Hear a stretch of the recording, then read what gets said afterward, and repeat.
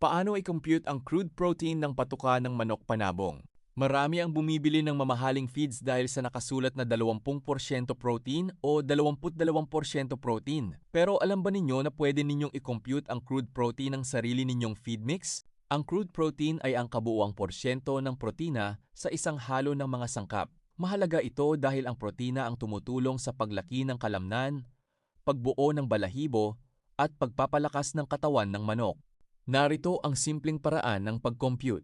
Halimbawa, gagawa tayo ng 100 kilo ng patoka, 40 kilogramo corn, 8% crude protein, 30 kilograms soybean meal, 44% crude protein, 20 kilograms rice bran, 13% crude protein, 10 kilograms fish meal, 60% crude protein.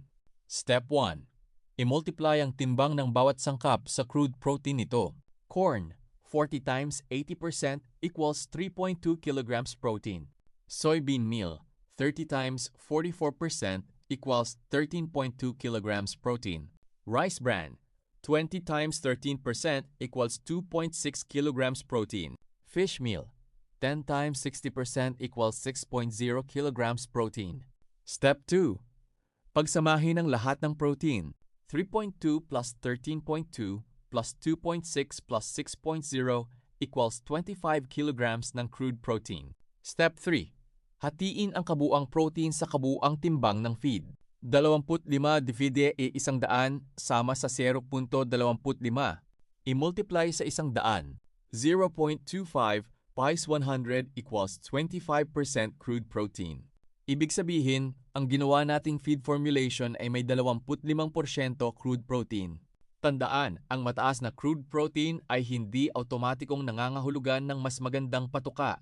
Mahalaga rin ang tamang balanse ng enerhiya, amino acids, bitamina, mineral, calcium, phosphorus at taba upang lubos na mapakinabangan ng katawan ng manok ang protina.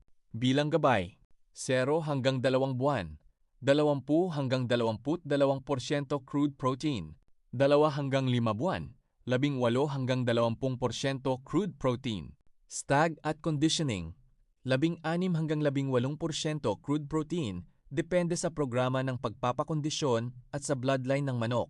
Kapag natutunan mo ang simpleng computation na ito, mas madali kang makakagawa ng sarili mong dekalidad na patuka, makakatipid sa gastos, at makokontrol mo ang kalidad ng bawat sangkap na ipinapakain sa iyong mga manok. Maraming salamat sa panonood.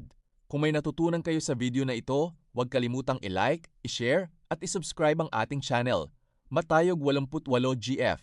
Pindutin na rin ang notification bell para lagi kayong updated sa mga bagong video tungkol sa pag-aalaga, pagpapakain, breeding, at tamang conditioning ng mga manok panabong.